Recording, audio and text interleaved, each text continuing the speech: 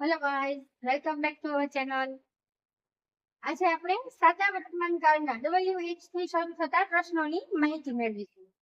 બરાબર? આપણે પહેલા સાદું વર્તમાન કાળ ક્યારે વપરાય, એના ટુ બી નું ક્યારે વપરાય, એમાં શું શું આવતું હોય કે હી સી ઇટ આવતું હોય, સાદા વાક્યમાં ત્યારે એની પાછળ એસ કે એસ વાળું રૂપ વપરાય.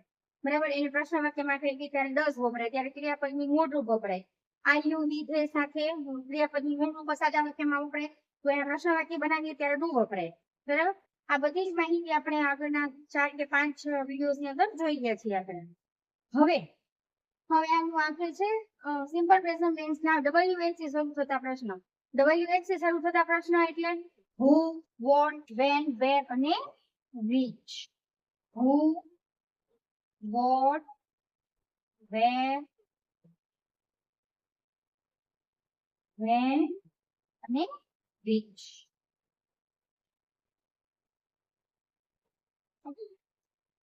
આ છે WH થી શરૂ થતા પ્રશ્ન. એમાં હાઉ મેની હાઉ મચ નો સમાવેશ પણ થાય છે, પણ એ આપણે પછી જોઈશું. પહેલા WH થી શરૂ થતા પ્રશ્નો જે છે, તો આ 5 પ્રકાર જે છે એ આપણે અત્યારે જોઈ લઈશું. એની અંદર whom ને whose પણ આવે છે, પણ એ તમારે અત્યારે સિલેબસ ની અંદર આવતું નથી. અત્યારે તમારા માટે આ 5 જ ઇમ્પોર્ટન્ટ છે, અને હાઉ મેની અને હાઉ મચ. બરાબર? તો અત્યારે આપણે 5 વિશેની માહિતી મેળવીશું. તો એમાં પહેલું છે who, WHO, who. શું છે? who. આને કહેવાય who. who એટલે કોણ. who એટલે કોણ. હવે who એટલે કોણ, તો એ પ્રશ્ન જ્યારે પૂછાણો હોય ત્યારે કર્તાના અર્થમાં જ્યારે પ્રશ્ન પૂછાણો હોય તો અહીંયા સાઈડમાં હું લખીશ કર્તા. બરાબર? એટલે કર્તાની જે અંડરલાઈન આપેલી હોય એવું પાતું હોય, જેનો જવાબ કર્તાનું નામ આવતું હોય એવો પ્રશ્ન હોય કે જેનો જવાબના નામ રૂપે એ વ્યક્તિનું કે વ્યક્તિઓના સમૂહનું નામ આવતું હોય, એનું નામ અથવા સરનામ આવતું હોય, ત્યારે આપણે ભૂથી પ્રશ્ન શરૂ કરી શકીએ. એનું એક ઉદાહરણ તમને આપી દઉં એટલે તમને બહુ સિમ્પલી સમજાઈ જશે. They come with me. They come with me. બરાબર? આપણને બધાને ખબર છે સાદા વર્તમાન કાળના વાક્યની અંદર ધે આવ્યું છે, આઈ યુ વી ધે આવ્યું છે, એની સાથે ક્રિયાપદનું મૂળ રૂપ જ વપરાય છે, સાથે એસ કે એસ વપરાતું નથી. કારણ ધે કમ વિથ મી, તેઓ મારી સાથે આવે છે. બરાબર? આવ્યા હતા નહીં, આવવાના પણ નથી. એ રેગ્યુલર રૂટીન ટાઈમ છે કે તેઓ મારી સાથે આવે છે. તો ધે કમ વિથ મી. તો આનું શું થાય ગુજરાતી? તેઓ મારી સાથે આવે છે. તેઓ મારી સાથે આવે છે. બરાબર?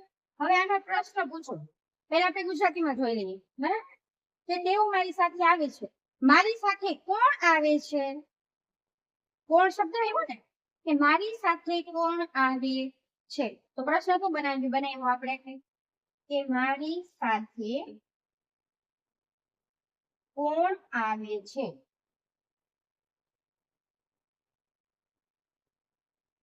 અથવા એમ પણ તમે કહી શકો કે કોણ મારી સાથે આવે છે. બરાબર? કોણ મારી સાથે આવે છે. બે રીતે તમે પ્રશ્ન બનાવી શકો. બરાબર? બેનો જવાબ તો એક જ થવાનો છે. કોણ મારી સાથે આવે છે અથવા તો મારી સાથે કોણ આવે છે, તો એનો જવાબ આપણે શું આપીએ? એનો જવાબ શું આપીએ આપણે? કે તેઓ મારી સાથે આવે છે. તેઓ શબ્દ આવ્યું. બરાબર? એના જવાબ રૂપે શું આવ્યું? તેઓ. એનો જવાબ આપણે લખીએ તેઓ મારી સાથે આવે છે. બેનો આન્સર એક જ થશે. બરાબર? તેઓ મારી સાથે આવે છે, જવાબ શું આવ્યો? તેઓ. બરાબર? તેઓ એટલે they. થઈ ગયું? they come with me. હવે એને ઇંગ્લિશમાં બનાવી નાખો. મારી સાથે કોણ આવે છે, તો કોણ મારી સાથે આવે છે, તો હંમેશા WH થી શરૂ થતા પ્રશ્નની અંદર જે શબ્દ આવે છે એ હંમેશા પ્રશ્ન વાક્યની અંદર વાક્યની શરૂઆતમાં જ આવશે. બરાબર? એટલે કોણ શબ્દ છે, કોણ એટલે હું. ઉપર આપણે લખેલું છે જુઓ, હુ એટલે કોણ, હુ કમ વિથ મી, બરાબર. અહીંયા કમ્સ લખવાનું આવે, હુ કમ્સ વિથ મી, બરાબર. મારી સાથે કોણ આવે છે તો કે they come with me, તો તેઓ એટલે they, તેની સાથે ક્રિયાપદનું મૂળ રૂપ આવશે with me,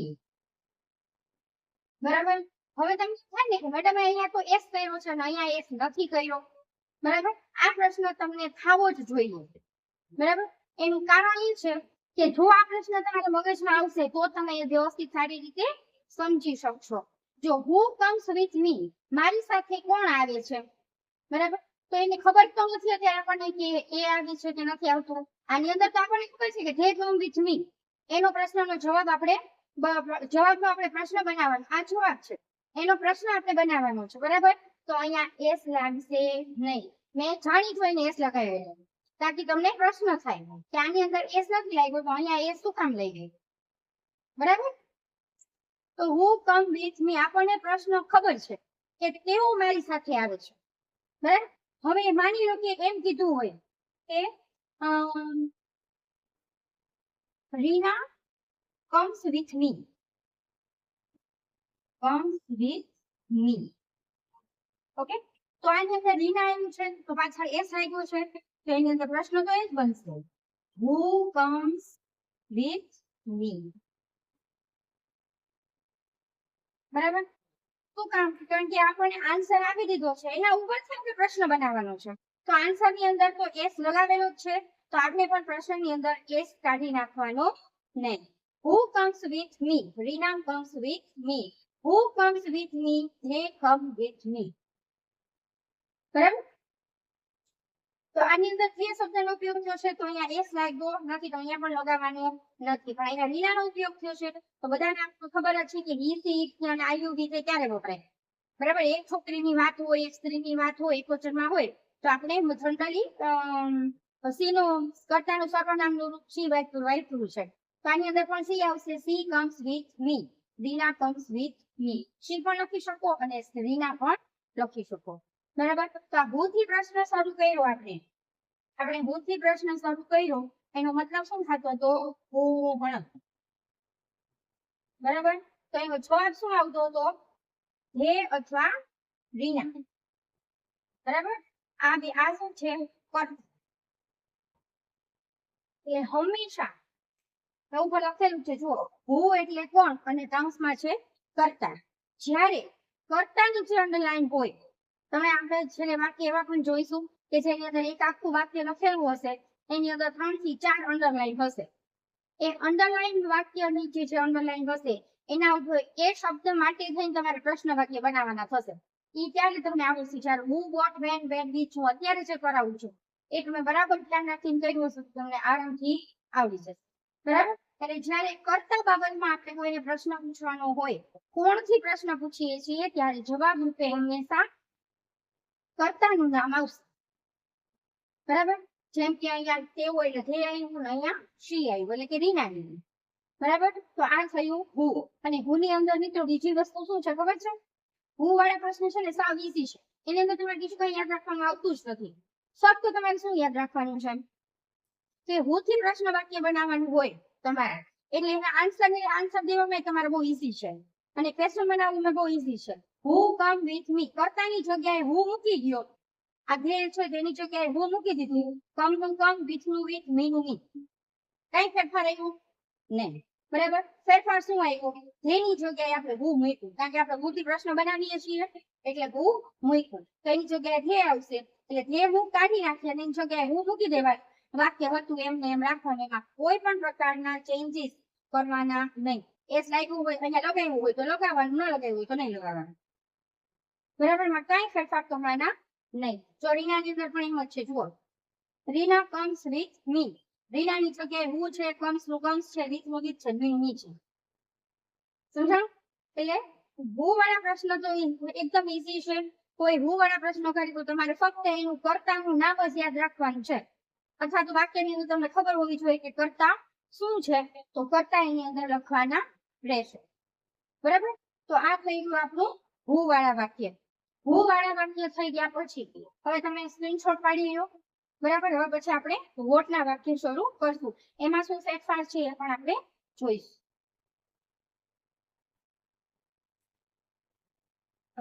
સ્ક્રીનશોટ પાડી લીધું બધાએ? બરાબર. આપણે હુંનું શીખ્યા છીએ. હવે આપણે વોટ થી ચાલુ કરીએ છીએ પ્રશ્ન.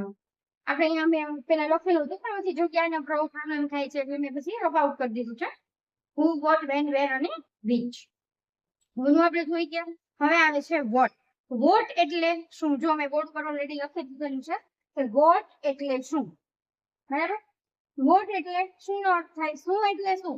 આપણે કોઈને શું થી પ્રશ્ન પૂછીએ તો ક્યારે શું વડે પ્રશ્ન પૂછીએ આપણે? તો કે જ્યારે એની અંદર કોઈ વસ્તુનું નામ આપેલું હોય ત્યારે. કે મને માની લો કે કોઈ એક એક્ઝામ્પલ હું તમને આપું કે મને સફરજન ભાવે છે. બરાબર. તો આપણે એમ પૂછીએ કે મને શું સફરજન ભાવે છે? હવે એવો પ્રશ્ન તો ના જ પૂછીએ ને. આપણે શું પૂછીએ કે મને શું ભાવે છે અથવા તમને શું ભાવે છે. આપણે એમ પૂછીએ કે તમને શું સફરજન ભાવે છે? તો આની અંદર તમે પ્રશ્નની સાથે એનો જવાબ પણ આપી દીધેલો છે. તો એ પ્રશ્ન માન્ય ગણાય નહીં. તો હવે પ્રશ્ન વાક્ય બનાવતા શીખવાનું છે.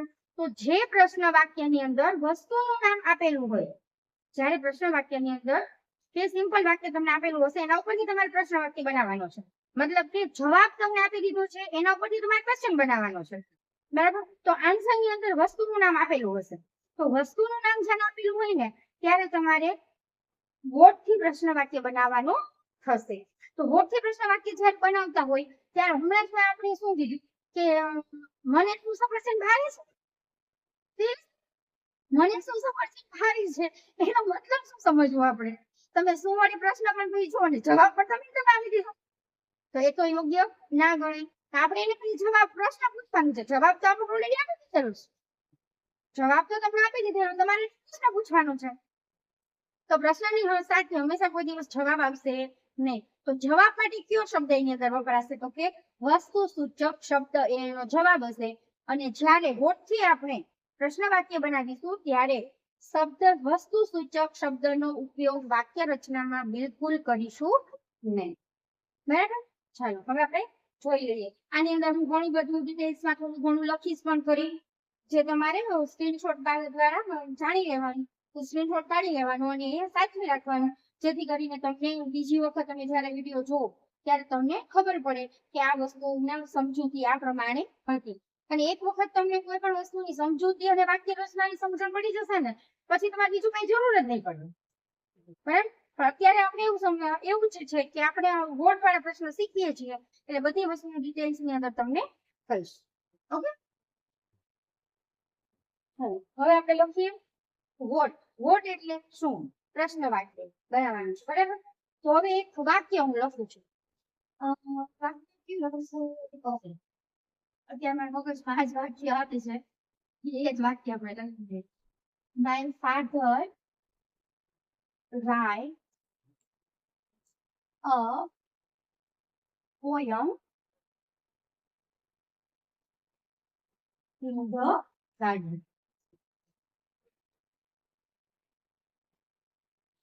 બરાબર. My father writes a poem in the garden. હવે ગુજરાતી શું થાય કે મારા પિતા બગીચામાં કાવ્ય લખે છે. બરાબર. શું છે? મારા પિતા બગીચામાં કાવ્ય લખે છે.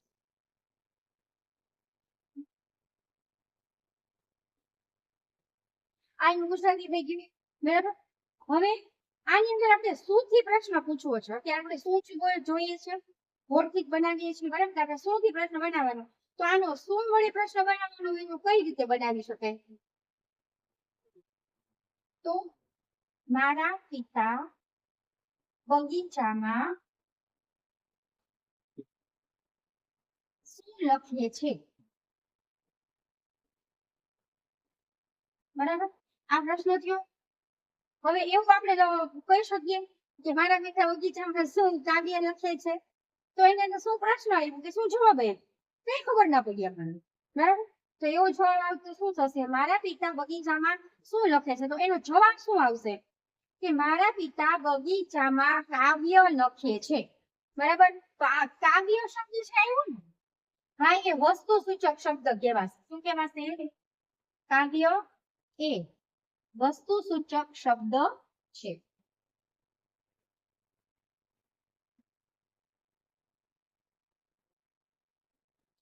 કાવ્ય એ વસ્તુ સૂચક શબ્દ કહેવાશે, બરાબર. એટલે હવે આપણે જ્યારે કાવ્ય શું લખે છે એવો પ્રશ્નનો આપણે ઇંગ્લિશ કરીશું, બરાબર, ત્યારે વસ્તુ સૂચક શબ્દનો બિલકુલ ઉપયોગ કરીશું નહીં. હવે એની સમજૂતી હું અહીંયા લખું છું, બરાબર. જોજો હો, જ્યારે વાક્યમાં વસ્તુ સૂચક શબ્દ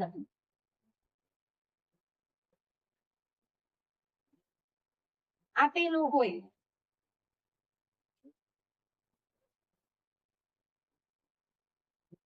ત્યારે, જ્યારે વાક્યમાં વસ્તુ સૂચક શબ્દ આપેલું હોય ત્યારે પ્રશ્ન વાક્ય વોટ થી જ બનશે.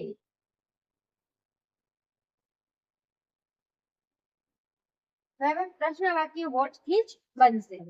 બીજી વસ્તુ યાદ રાખવા જેવી છે, ખાસ યાદ રાખો, બરાબર. જ્યારે વોટ શબ્દથી પ્રશ્ન વાક્ય બનાવતા હોય, પ્રશ્ન વાક્ય બનાવતા હોય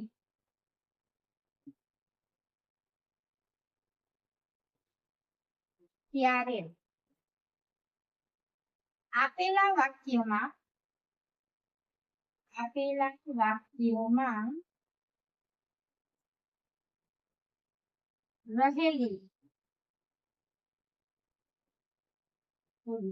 રહેલું વસ્તુ સૂચક શબ્દ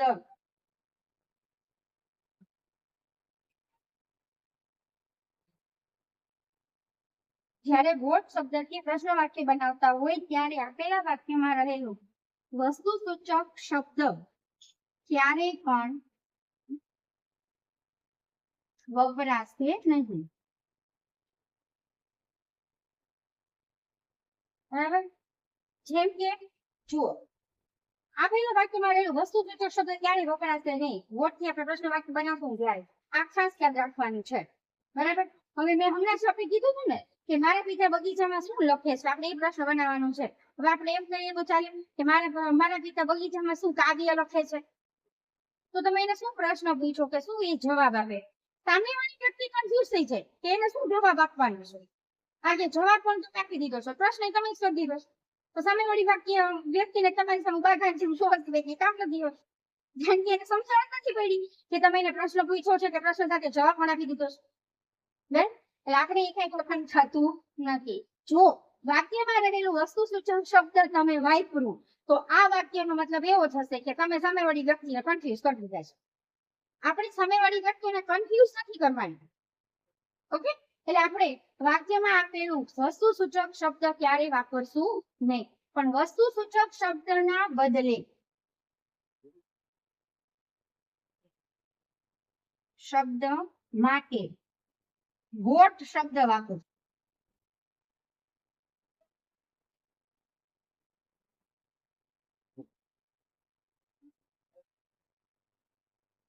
સમજાય?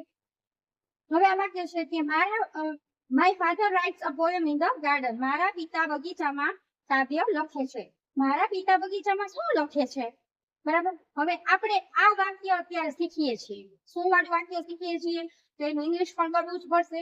તો ઇંગ્લિશ કરવા માટે સિમ્પલ વસ્તુ છે કે તમને વોટની વાક્ય રચના આવડવી જોઈએ. જો વોટની વાક્ય રચના તમને આવડતી હશે તો આ સેન્ટેન્સ ઉપર તમે આરામથી એ પ્રશ્ન વાક્ય તમે બનાવી શકશો. એની અંદર 1 માર્ક્સ પણ કોઈ કાપી શકશે નહીં, બરાબર. હવે આપણે લખીએ પહેલા વોટની વાક્ય રચના, અને આ વોટની વાક્ય રચના લખ્યા પછી એ વાક્ય રચના આધારિત જ હું આ પ્રશ્ન આપણે બનાવ્યું છે ને એનું ગુજરાતી ટ્રાન્સલેટ તમને કરી દઈશ, બરાબર.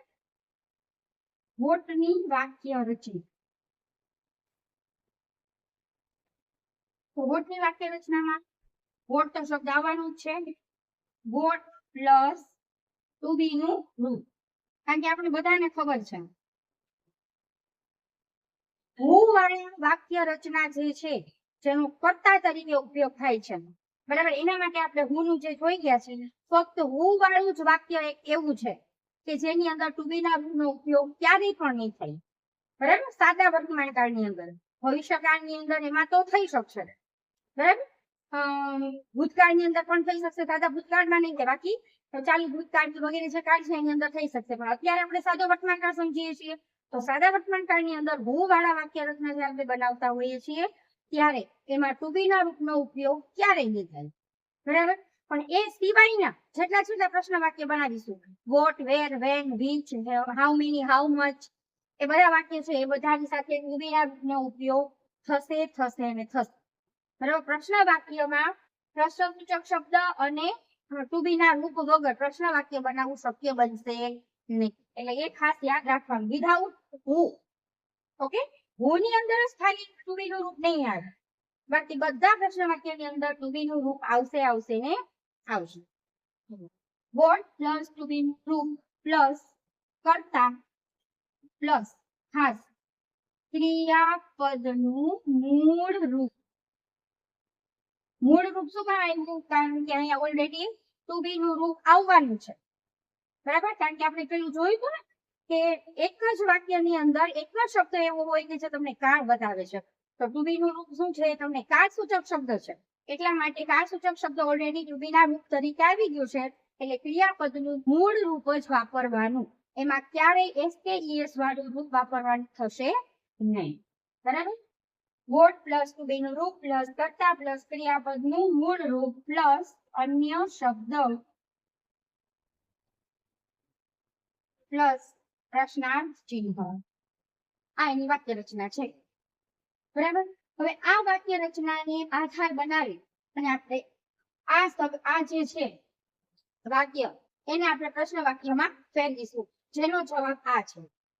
આપણને વાક્ય કયું આપેલું છે કે my father write a poem in the garden, કે મારા પપ્પા બગીચામાં કાવ્ય લખે છે. મારા પપ્પા બગીચામાં શું લખે છે? મારા પિતા બગીચામાં શું લખે છે, એનું આપણે ઇંગ્લિશમાં ટ્રાન્સલેટ કરવાનું છે, જેની વાક્ય રચના આ પ્રમાણે થશે. એમાં કઈ ફેરફાર થશે નહીં. જો પેલા શું છે? વોટ, અહીંયા આપણે લખીશું વોટ, પછી ટુ બી નું રૂપ.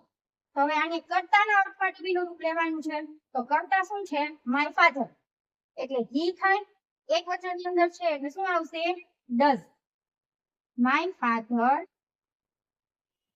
સોરી, વોટ ડઝ, પછી કર્તા, કર્તા એટલે કોણ છે?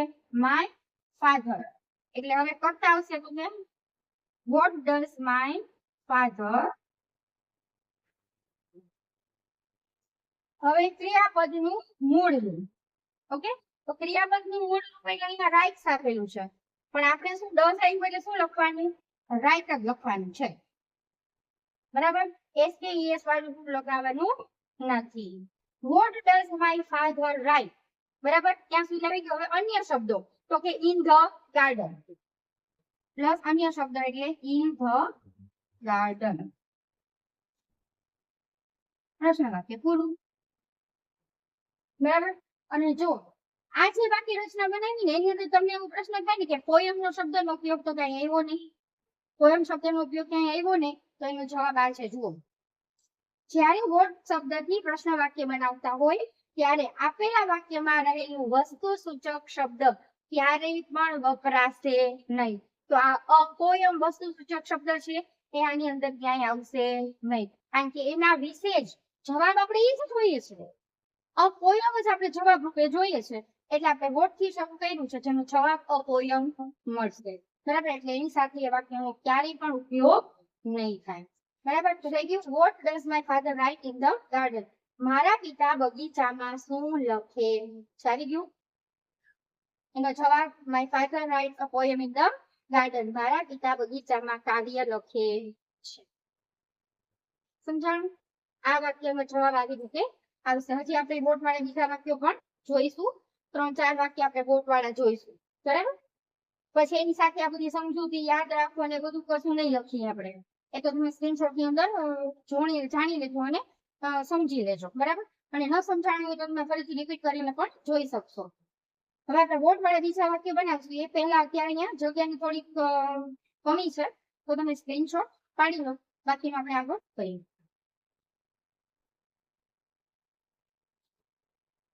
ઓકે, હવે જુઓ, મેં બધા વાક્ય બોર્ડ ઉપર લખેલા છે, એમાં એક વાક્ય સમાન નથી, બરાબર. એ વાક્ય આપણે પછી કરીશું. આ બધા કરી લઈએ, પછી એક કોઈ પણ રફ આઉટ કરી અને વાક્ય કરીશું. આપણે પેલા બધા વાક્ય આપણે કરી લઈએ. અને જુઓ, ઉપર મેં વાક્ય રચના ઓલરેડી રાખેલી છે, બરાબર. અશબ્દ એટલે અન્ય શબ્દ સમજી લેવાનું છે, બરાબર. હવે આ વાક્ય રચના પ્રમાણે જ બધા વાક્ય પણ બનાવવાના રહેશે, જે મેં તમને આગળ પણ સમજાવી દીધું. હવે આગળ મેં થોડા ડિટેલમાં બધું સમજાવી દીધું છે. હવે they drink coffee in the morning, આપણે જે પેલું વાક્ય કર્યું ને માય ફાધર વાળું, એ હી વાળું વાક્ય કર્યું છે, બરાબર. હવે આઈ, યુ, વી, ધે, સી અને ઇન વાળું વાક્ય આપણે બનાવ્યું. એટલે પેલું છે આપણે they drink coffee in the morning, તેઓ સવારે કોફી પીવે છે, બરાબર. તો તેઓ સવારે શું પીવે છે, બરાબર. તો એ વાક્ય શું થશે, પહેલા બોટ તો ઓલરેડી આપી દીધેલું છે, બરાબર. આપણે બોટ થી બનાવવાનું છે, બોટ તો લખવાનું છે, પ્લસ ટુ બી નું રૂપ ધે છે, ધે એટલે ડુ આવશે. ઓકે, બોટ ડુ કરતા, ધે. ક્રિયાપદનું મૂળ રૂપ drink, boat do they drink. અન્ય શબ્દ ઇન ધ મોર્નિંગ, બરાબર. કારણ કે આપણે પૂછ્યું છે કે તેઓ સવારે શું પીવે છે, તો આપણે એવું ન કહી શકીએ કે તેઓ સવારે શું કોફી પીવે છે. તો એની અંદર જવાબની આન્સર બે ભેગો આવી જશે, સામેવાળા કન્ફ્યુઝ થઈ જાય. આપણે વાત કરી ને એ પ્રમાણે આપણે કરવાનું નથી. તો they drink coffee in the morning, તેઓ સવારે શું પીવે છે, તો કોફી પીવે છે. કોફી વસ્તુ સૂચક શબ્દ છે, તો એની સાથે વસ્તુ સૂચક શબ્દ ક્યારે આવશે નહીં, એટલે આપણે વાપરવું નથી, બરાબર. પછી you play cricket every weekend, તમે વીકેન્ડ એટલે શું, તો કે દર શનિ રવિ. શનિ રવિ બે દિવસ એવા છે કે જે વીકેન્ડ કહેવાય છે, બરાબર. એટલે વીકેન્ડ હતું, you play cricket every weekend. તો એનું પણ વાક્ય રચના સેમ જ થશે. વોટ થી બનાવીએ છીએ તો વોટ તો પહેલા લખવું જ જોશે. પછી કરતા યુ છે એટલે એની સાથે શું આવશે, do. What do you play, એટલે ક્રિયાપદનું મૂળ રૂપ એવરી વીકેન્ડ. તમે દર શનિ રવિ શું રમો છો, તો કે અમે દર શનિ રવિ ક્રિકેટ રમીએ છીએ. આઈ read a story book every day, હું દરરોજ વાર્તાનું પુસ્તક વાંચું છું, બરાબર. તો એનું વાક્ય રચના પણ સેમ જ રહેશે. વોટ થી બનાવી છે તો વોટ તો આવશે જ, પ્લસ વોટ પ્લસ ટુ બી નું રૂપ, તો આઈ છે તો ડુ આવશે. What do I read every day. વાક્ય રચના તૈયાર આપણે, બરાબર. હું દરરોજ શું વાંચું છું, કે હું દરરોજ સ્ટોરી બુક વાંચું છું. સ્ટોરી બુક જે વસ્તુ સૂચક શબ્દ આવશે, જે એની અંદર સમાવેશ થશે નહીં. Reena cooks tasty food in the kitchen, Reena રસોડામાં સ્વાદિષ્ટ રસોઈ બનાવે છે. તો વોટ થી બનાવીએ છીએ તો આવશે જ. પ્રશ્ન ગુજરાતીમાં શું પૂછશું કે રીના રસોડામાં શું બનાવે છે, બરાબર. શું બનાવે છે એટલે ટેસ્ટી ફૂડ આવશે, બરાબર. એટલે એ શબ્દ આની અંદર વપરાશે નહીં. તો વોટ પછી રીના છે, રીના એટલે ડસ આવશે, શી હોય એટલે ડસ આવશે ને. વોટ ડઝ રીના, સોરી, નામનો પેલો અક્ષર હંમેશા ગમે તે જગ્યાએ કેપિટલ જ લખવાનો. What does Reena do in the kitchen, બરાબર. અહીંયા કુક્સ છે અને અહીંયા આપણે કુક કર્યું છે કારણ કે અહીંયા ડઝ સાથે લીધેલું છે એટલા માટે, બરાબર. પછી છે કાઉ gives milk, ગાય દૂધ આપે છે. તો સામાન્ય વસ્તુ છે, ભૂતકાળમાં પણ આપતી હતી, ભવિષ્યમાં પણ આપવાની છે, હાલમાં પણ આપવાની છે, બરાબર. તો કાઉ gives milk. હવે ઈટ વાળું વાક્ય થશે, કાઉ છે એટલે પશુ પક્ષી કે પ્રાણી કે કોઈ વસ્તુનું નામ હોય, બીજી વસ્તુ હોય, એના માટે આપણે ઈટ શબ્દનો ઉપયોગ કરતા હતા. તો હવે વોટ છે, વોટ પછી ટુ બી નું રૂપ ડઝ, કારણ કે ઈટ છે, બરાબર. વોટ ડઝ કાઉ, કોની વાત કરી છે તો કે કાઉની. What does cow give, what does cow give, બરાબર. અહીંયા ગીવ શું કામ આવ્યું, કારણ કે ડઝ આવ્યું છે, અને અહીંયા ગીવ શું કામ આવ્યું, ડઝ આવ્યું નથી. આ શબ્દ જે છે ક્રિયાપદનું રૂપ છે, એ તમને બતાવે છે કે કયા કાળનું વાક્ય છે. જ્યારે અહીંયા તો કાળસૂચક શબ્દ ડઝ આપેલો છે ઓલરેડી, બરાબર. એટલે અહીંયા આપણે ડઝ લખ્યું તો સાથે ક્રિયાપદનું મૂળ રૂપ જ લખશું, બરાબર. હવે એક બીજું વાક્ય છે જે અહીંયા મારાથી સમય જાય છે, તો આપણે ત્યાંથી લખીએ.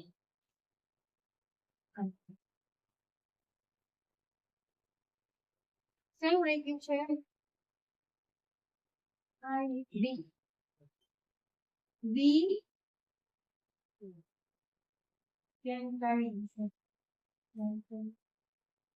વી, કયું વાક્ય લખશું હવે, વી, okay, we clean our room every, એક નવો શબ્દ આવ્યો છે fortnight, fortnight. fortnight એટલે શું થાય, વીક ની તમને ખબર છે, મંથ ની ખબર છે, ઈયર ની પણ ખબર છે, તો fortnight નો આપણે મંથ ઈયર ની બધી આપણને ખબર જ છે. તો આ તો નવો શબ્દ છે fortnight. fortnight એટલે પખવાડિયું. શું થાય, પખવાડિયું. હવે તમને એમ થશે ને કે લ્યો મેડમ આ બીજો નવો શબ્દ કાઢ્યો પખવાડિયું, અમે તો કોઈ સાંભળ્યું નથી પખવાડિયું. ઘણા સાંભળો છે, ઘણા નહીં સાંભળો હોય, તેનો પણ જવાબ આપી દો. પખવાડિયું એટલે દર 15 દિવસે. શું થાય, દર 15 દિવસે. સમજાઈ ગયું હવે ફોર્ટનાઇટ નો મતલબ શું થાય? તો આનો મતલબ શું થાય કે અમે દર 15 દિવસે અમારો રૂમ સાફ કરીએ છીએ. તો એની વાક્ય રચના પણ આ ઉપરની છે એ જ છે. વોટ થી આપણે બનાવીએ છીએ તો વોટ તો આવશે જ, બરાબર. વોટ હવે વી આવ્યું છે તો ડુ આવશે. વોટ ડુ કરતા વી, ક્રિયાપદનું મૂળ રૂપ clean. What do we clean every fortnight. તૈયાર આપણે. અમે દર અઠવાડિયે શું અમે દર 15 દિવસે શું સાફ કરીએ છીએ તો કે અવર રૂમ. અવર રૂમ જે છે એ વસ્તુસૂચક શબ્દ છે જેનો અહીંયા સમાવેશ થશે નહીં, બરાબર. આઈ હોપ કે તમને બધાને આ સમજાઈ ગયું હશે. આ બધા આપણે હી સીટ આઈ ડુ વી જે બધા વાક્ય આપણે ઓલરેડી બનાવી લીધા છે અને એની વાક્ય રચના પણ મેં તમને લખાવી દીધી છે અને અત્યારે પણ મેં તમને સમજાવતા વાક્ય રચના લખેલી છે. દરેક વાક્ય એવી જ રીતે તમારે બનાવવાના રહેશે. કોઈ પણ વાક્ય કેમ ન આપે, આપણને વાક્ય રચના સમજાઈ ગઈ હોય, વાક્ય રચના યાદ છે તો એના આધાર ઉપર રાખી અને કોઈ પણ વાક્ય તમે લખી શકશો. વોટમાં ખાલી એક જ વસ્તુ યાદ રાખવાની છે કે વોટ વાળા પ્રશ્નની અંદર વસ્તુસૂચક શબ્દ જે વાક્યની અંદર આપેલું છે એનો સમાવેશ કરવાનો નથી, બરાબર. બાકી વાક્ય રચના બરાબર છે. તો આ તમારે આટલું યાદ રાખવાનું છે. હવે આવતા વિડીયોમાં આપણે મળીશું. હવે વાક્ય રચના કઈ રીતે બનાવવું. આપણે વોટ તો બનાવી લીધું છે, બરાબર. હવે વેરનું પણ આપણે એટલી ડિટેલથી સમજશું. વેર વાળું વાક્ય રચના સાથે આપણે આવતા વિડીયોમાં મળીશું. તો તમે સ્ક્રીનશોટ પાડવો હોય તો પાડી લેજો. અને જો તમને આ માહિતી, આ પ્રકરણ તમારા માટે અનુકૂળ લાગ્યું હોય તો ચોક્કસથી તમે અને અમુક વસ્તુ કદાચ તમને ન સમજાણું તો તમે રિપીટ કરીને પણ જોઈ શકો છો, જેની અંદર મેં બધી માહિતી તમને આપેલી જ છે, બરાબર. અને જરાક પણ તમને અનુકૂળ લાગ્યું હોય અને જરાક પણ તમારા માટે સારું થયું હોય તો તમે લાઈક, શેર અને સબસ્ક્રાઇબ કરવાનું ભૂલશો નહીં. તો મળીએ આવતા બીજા વિડીયોની અંદર વધારે જોશ અને જુસ્સા સાથે. Okay, by.